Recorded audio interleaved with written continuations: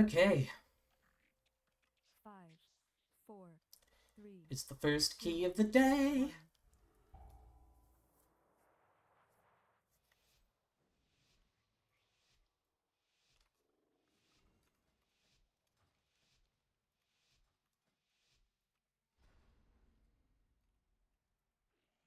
Welcome, one and all, to the Theater of Pain! It seems these upstarts think they can compete with the best conventional Maldraxxus! Frontal. I'll believe it when I see Debuffs. it! Either way, this should prove entertaining! Bring in the challengers! Dance. Huge. AoE. Don't even get a second tantrum. That's really good. Debuffs. Debuffs. Frontal.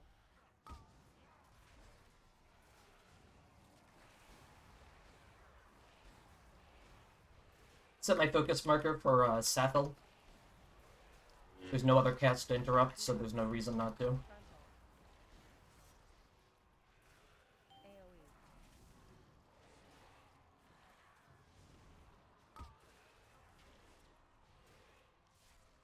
Dance. Debuffs.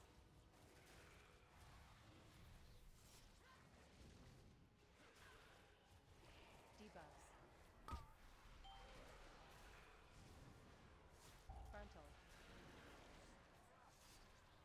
Little trick for my fellow Blood DKs. You can free AMS. Searing Death every time. And that just pretty much will just help prevent accidental overlaps and murdering everyone, you know?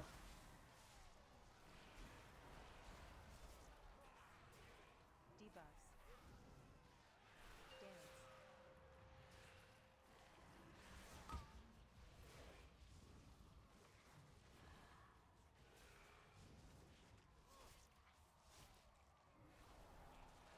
Debuffs. Debuffs. Frontal.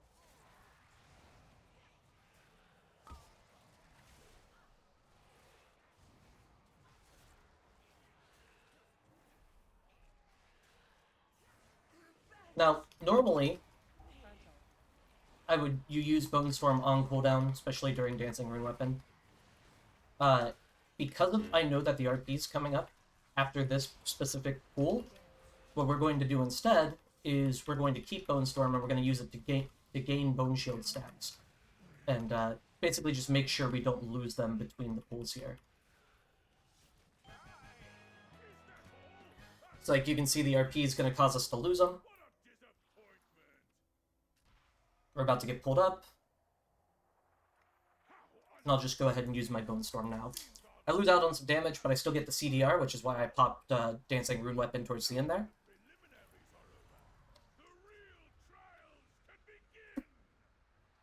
begin! And it just means I'm not, like, fighting to maintain stacks, pretty much.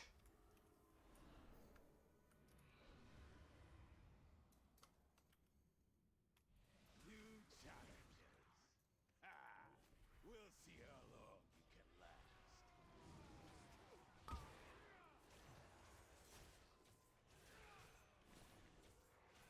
Dodge.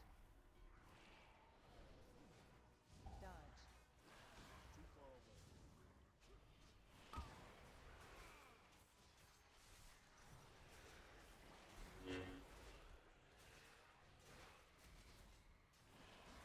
Dodge. We're gonna pop Vamp Blood for that one, alongside Lichborn. Dodge. Dodge.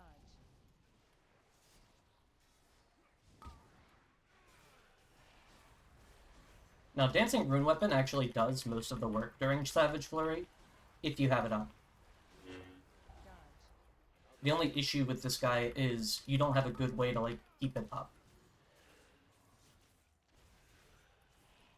So we used Combustible there. Dodge. And we're okay using consumption outside of Dancing Rune Weapon here. Because this guy deals so much damage, it's just not... It's not worth risking it for the extra, like, Dodge. throughput, I would say.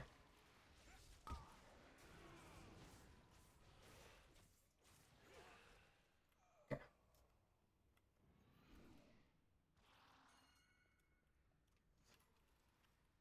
3, 2, 1.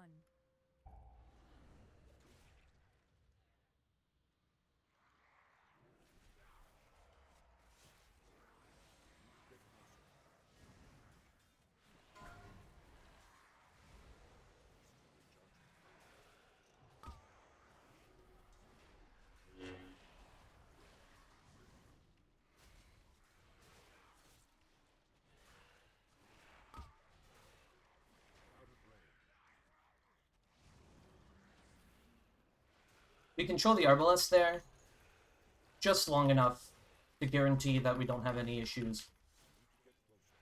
The reason that we release him after the captain is because that's when he loses his, like, damage buff from the captain itself. So there's just not really much reason to worry about it.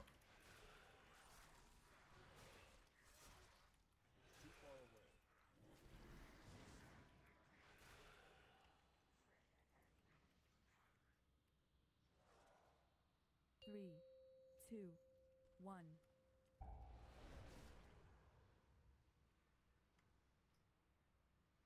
Make it through fine. Don't get to keep our Essence of the Blood Queen. Sucks, but hey. You had best make this interesting. Crawl before the storm.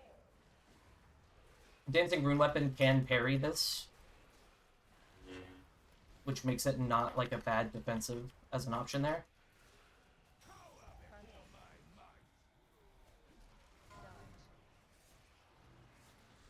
Dodge. Dodge.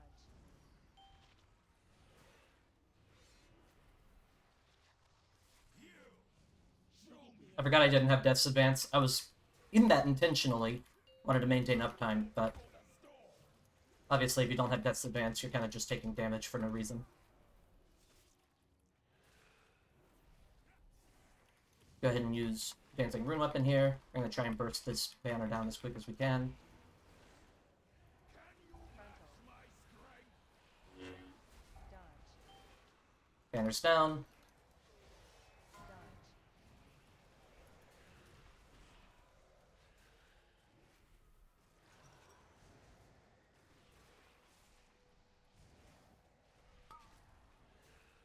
Use my Combustible here. Dodge.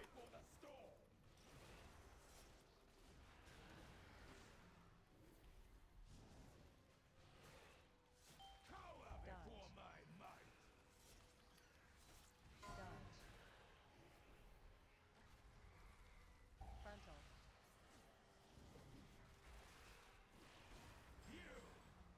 One thing that a lot of people seem to find interesting about my Deathbringer video, or about my Darkflame video, was the fact that I was playing Deathbringer. I guess it's worth mentioning that it's kind of contextual. Darkflame isn't a difficult key. You could probably get away with using Sand Lane in it. I went Deathbringer because I hadn't yet done many 17s. I wasn't sure if I was ready for the shift in damage profile, or like in damage. So I went with Deathbringer. Deathbringer has significantly more defensive power than Sand Lane does. That's not even up for debate. It just does. But Sand Lane has a lot more damage output, and it tends to be worth it to play Sand Lane for that reason. There's a little bit of a there's a couple of things that change with that though. The first thing is Sand Lane requires you to be playing a lot better.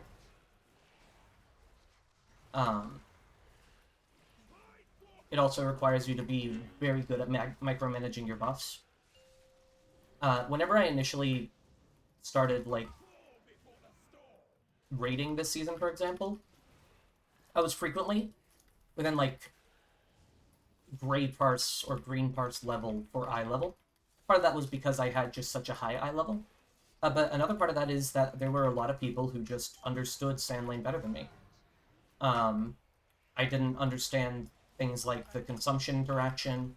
I didn't understand the value of Essence of the Blood Queen. And I mean, realistically, I could have just fucking read, but I'm a Death Knight. I don't know how to read. So yeah, anyways, my point is, I think both are good. I think Sand Lane is better in keys where you're comfortable, you don't think you're gonna die. Uh, and I think that Deathbringer is better in keys where you are, PvP incoming. what's the word? Deathbringer is better sometimes in keys where you are either not comfortable or in keys where you need to get aggro very quickly. So my go-to example would be like Cinderbrew. Lots of new spawning mobs during that key, and it actually causes a lot of issues if you aren't prepared for it. I guess, for example, um, the hobgoblins, they're just constantly spawning new monsters, and that's fine, kind of. I mean, I don't like it, but it's handleable. But if you don't have, if you don't have the ability to get the aggro ready, then it can really hurt you. Now we have beam up.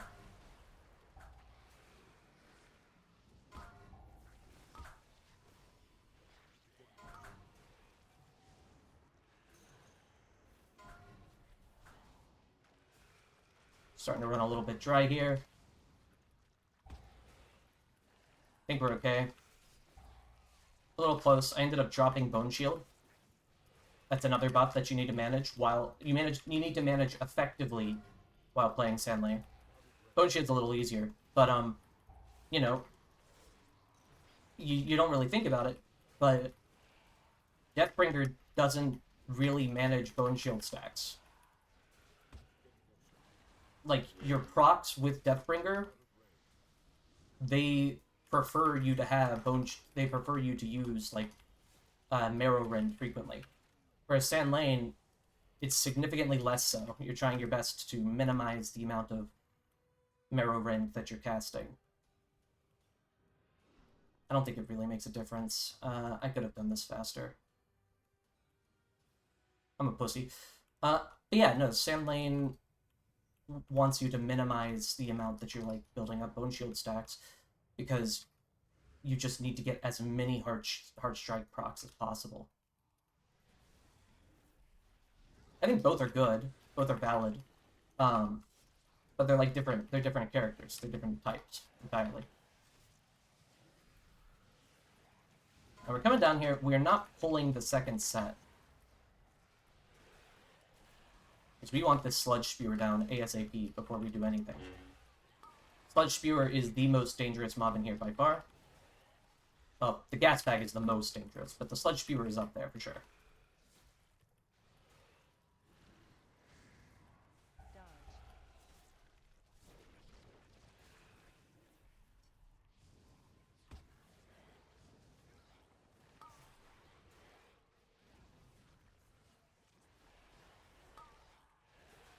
With the Sludge Spewer down, we're pretty much free to pull the Gas Bag.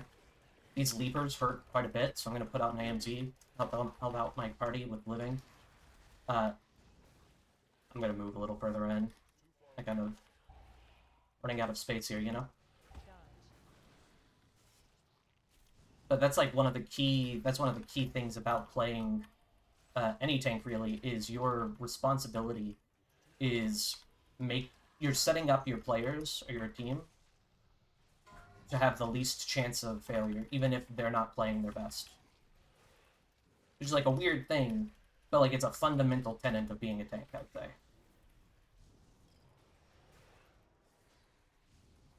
I'm gonna pop Dancing Rune Weapon. I don't want anyone else to feel the need to use cooldowns on this Gas Bag.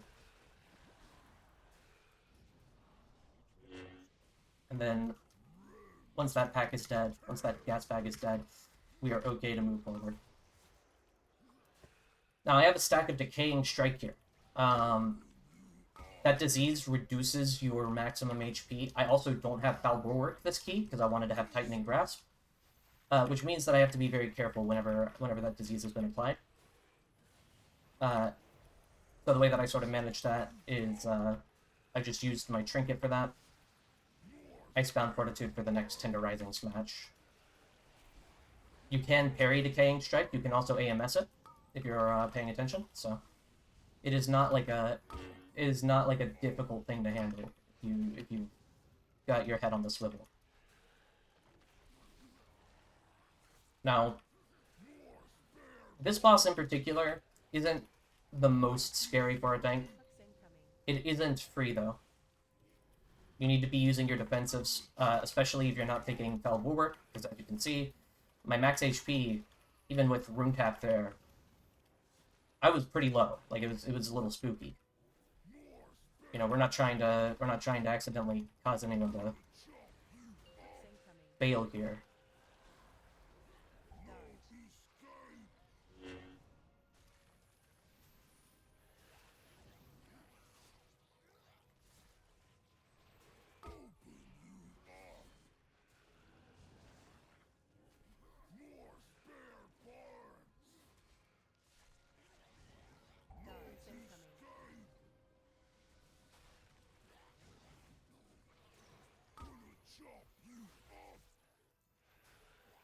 So I guess one thing that I thought would be interesting to talk about is the difference between Sanlena's Blood and the difference between Sanlena's Unholy. Unholy recently got its Blood Beast nerfed to be pretty much the same damage as ours is, like, as the amount that it's going to store. It's going to naturally deal more just because of the fact that Unholy deals more damage and Blood Beast works by storing your shadow damage dealt. But one of the things that sort of leads to is, you know, a lot of people are like, oh shit, is Unholy doomed? Is it no longer good? And I would say no. There's a few reasons for that. The first is that while Blood Beast is still like a significant portion of damage for Unholy, it's not the fucking monolith that it is for Blood. Sand Lane, Blood Beast for Blood, perhaps a little bit fittingly, is like kind of insane. It deals when it procs well, it deals by far the most damage for us. If you look at like an Unholy breakdown though, and like a Cinderbrew, there's a good chance that they're like out damaging it with things like Epidemic if they're playing correctly. It's not like a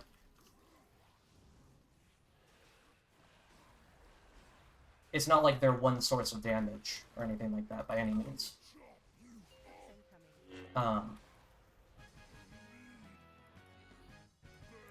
Which is kind of like an interesting dynamic, I guess. You know, we tend to like put ourselves in a weird position of believing that one nerf is easily going to be enough to make a class just like that. That can be the case. It's not that it can't happen. By the way, I used Bone Storm there. Once again, making sure that I can keep up my Bone Shield stacks without pulling ahead. I want everyone to be here. Okay. This guy's catching up.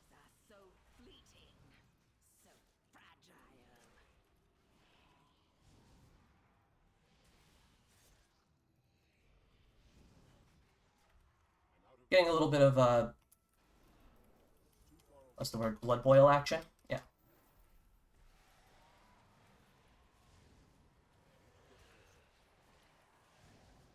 Oh, here's a quick little tip, by the way. If you take Tightening Grasp, the way that I have in this key, normally not a necessary talent, by the way. But if you take Tightening Grasp, you need to make sure that whoever you use it on is not immune to silence. So if I were to use it on this Portal Guardian, for example, it wouldn't actually do anything to stop him. I know that's like kind of dumb. That is just how it is right now. I would consider that to be a bug. Because it won't...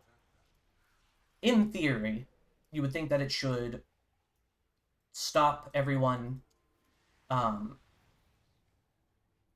that can be silenced. You know, it should silence everyone that can be. even if not everyone can. And that's true if your main target is a character that can be silenced. If not, though, it just doesn't care. It's like, okay, well, that's not my problem. Can't silence it, boss. So just be aware of that. It's easy to not think about.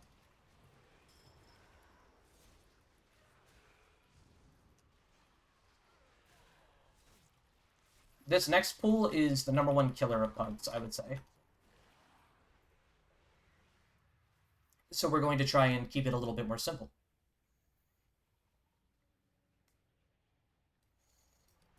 We are going to control this Bone Mages.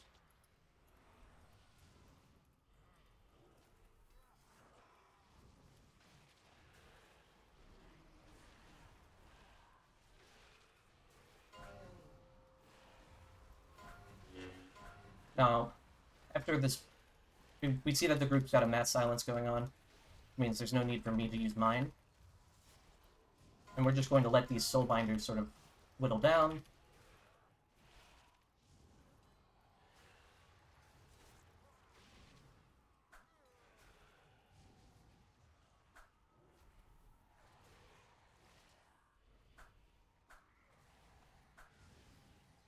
Now I'm going to silence them.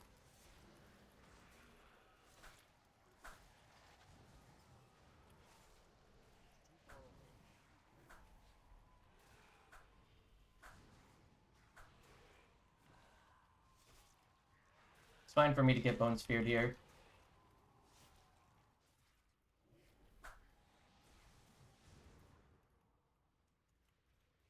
I'll let them handle this.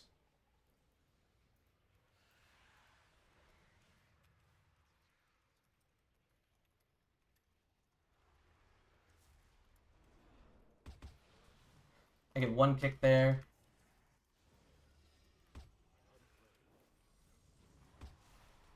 Dodge.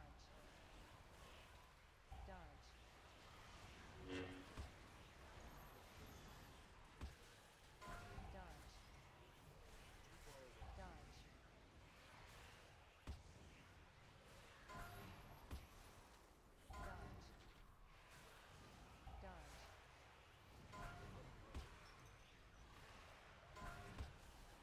Dodge. Dodge. Dodge. Dodge.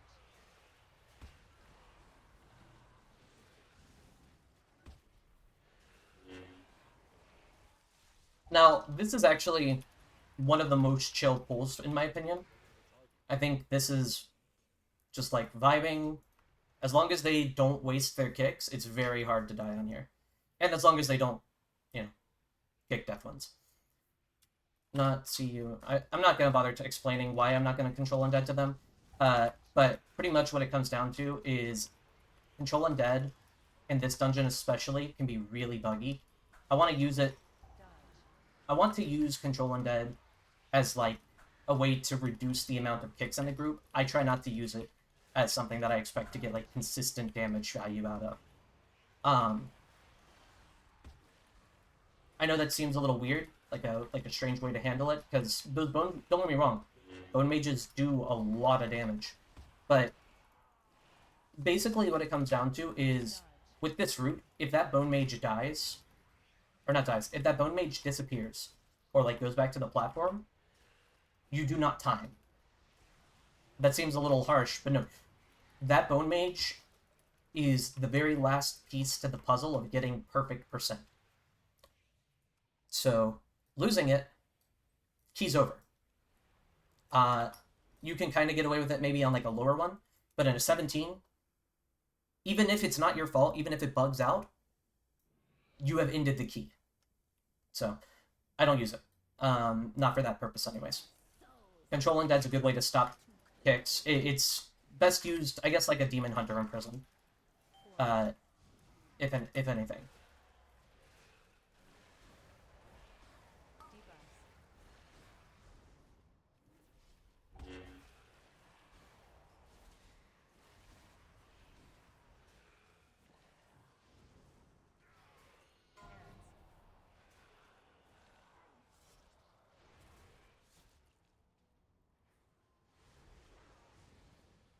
Anyways, that's sort of my TED talk on that. Orbs. Debuffs.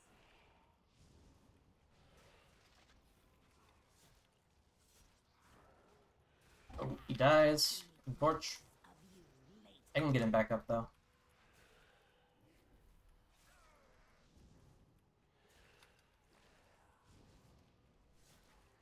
Ideally, I think I should AMZ that for him. Debuffs.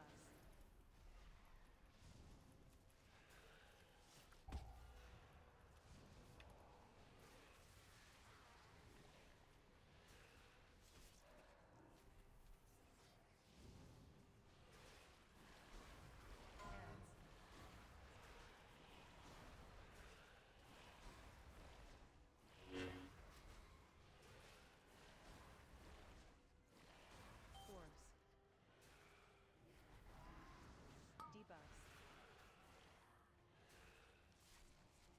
Move over here basically to guarantee that no one has a necrotic eruption issue.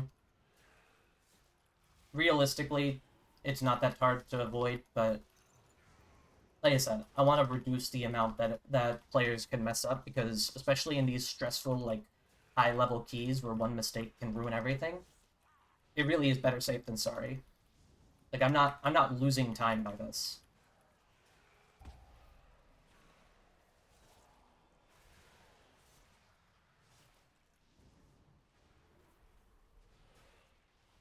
Hands.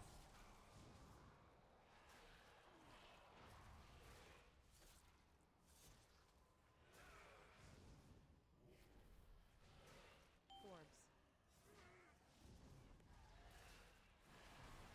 Debuffs.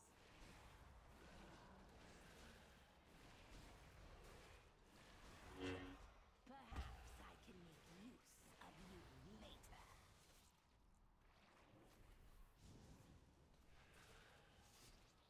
Unfortunately, we just didn't have a kick for that. Not using Bark Skin during Well of Darkness, really, really Debuffs. dangerous game to play. Yeah, he has it this time.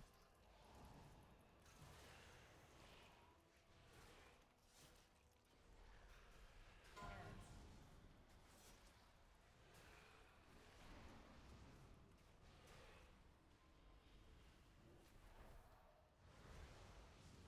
Orbs. Debuffs.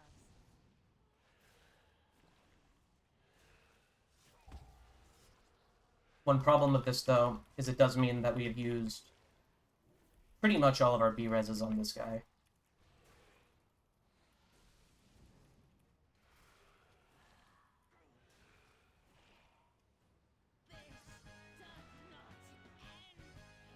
Fortunately, I don't fall. That would have been really fucking awkward. Challenges have conquered the trials and advanced to the final round!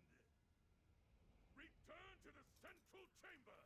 It's time to begin the main event!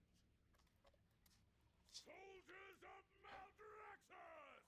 Are you ready for some carnage? A rising stars now face the longest reigning champion the Theater of Pain has ever known! Lord Rappa, the Endless Empress! I want to pull this onto the boss. I do not, however, want to accidentally despawn her, which can happen, by the way. Which is why I take a little bit of time there to be safe.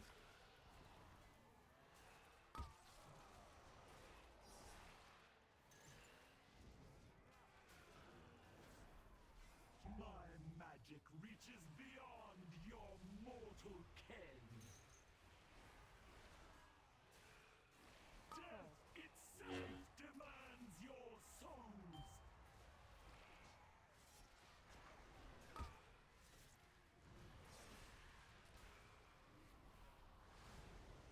Get a nice little silence out there. My magic reaches beyond your mortal ken. This boss is a pretty comfortable one for us.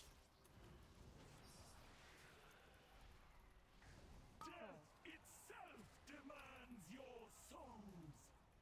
Now, one thing that I could have done is actually, I could have AMS'd the Manifest Death. And it would actually allow me to still have it for the Reaping Scythe as well.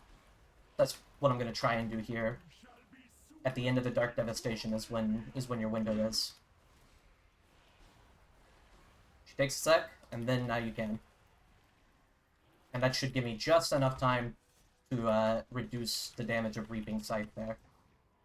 Reality turns its ire against you. Rune Tap does work on this specific boss, I would say. You shall be swept into oblivion.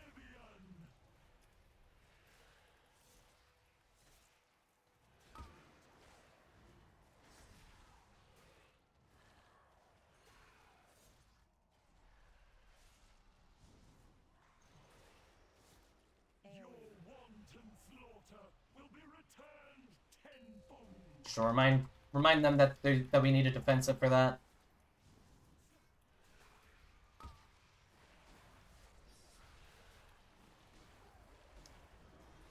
We don't have less for another 54 seconds, so it'll be pretty late. My magic reaches beyond your mortal ken. Death itself demands your souls. And then I can Dodge.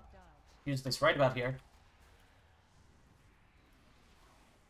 A little tidbit of advice here.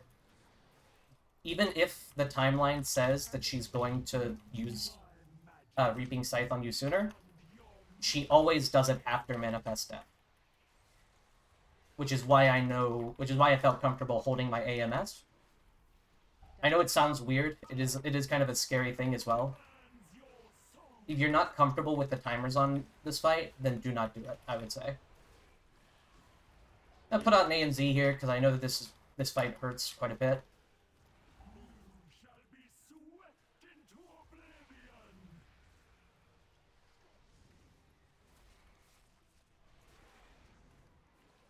Dodge. Also could have AMS'd that one. Shouldn't really matter, though. GG. And there you go. Congratulations, I have now shown you how to beat Theater of Pain 17. And with a few deaths at that. Hail the new champions of the arena!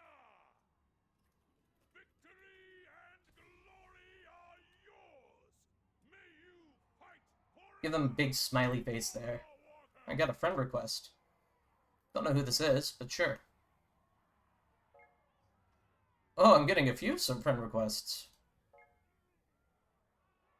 Nice. Very cool.